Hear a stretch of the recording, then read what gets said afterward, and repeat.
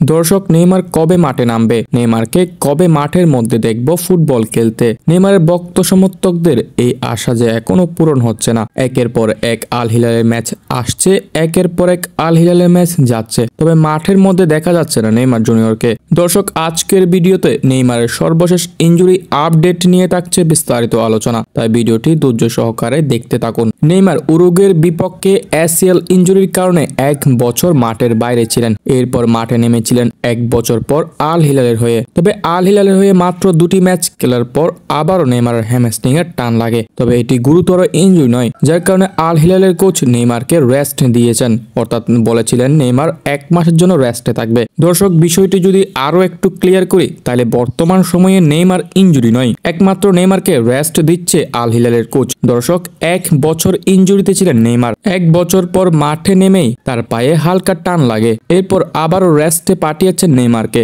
বর্তমানে নেইমার আল হিলালের ট্রেনিং গ্রাউন্ডে ট্রেনিং করছে, অর্থাৎ নেইমার অনুশীলনে ফিরে এসেছে।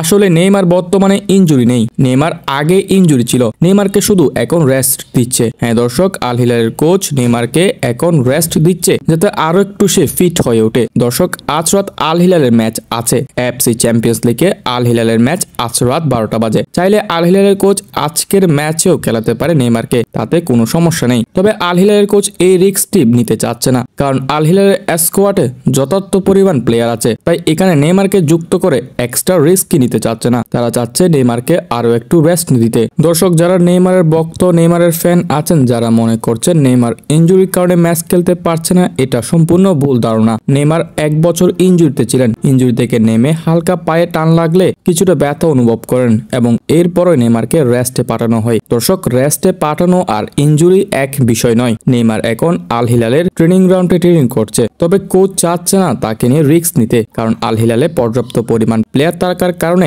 নেইমারকে একাদশে রেখে কোনো ঝুঁকি নিতে চাচ্ছে না, তাই নেইমারকে রেস্ট দেওয়ার জন্য আরো কয়েকদিন অপেক্ষায় ফেলে রেখেছে। দর্শক, আশা করি সামনের বছরে মাঠে নামতে পারে নেইমার, তবে এখনো মাঠে নামতে পারে। সবকিছু সিদ্ধান্ত কোচের উপর, কারণ যেহেতু নেইমার এখন ইনজুরি নয়, এটি কোচের উপর নির্ভর করবে আসলে নেইমারকে আরো কতদিন রেস্টে রাখবে। দর্শক, আশা করি বুঝতে পেরেছেন নেইমারের সর্বশেষ ইনজুরি আপডেটটি।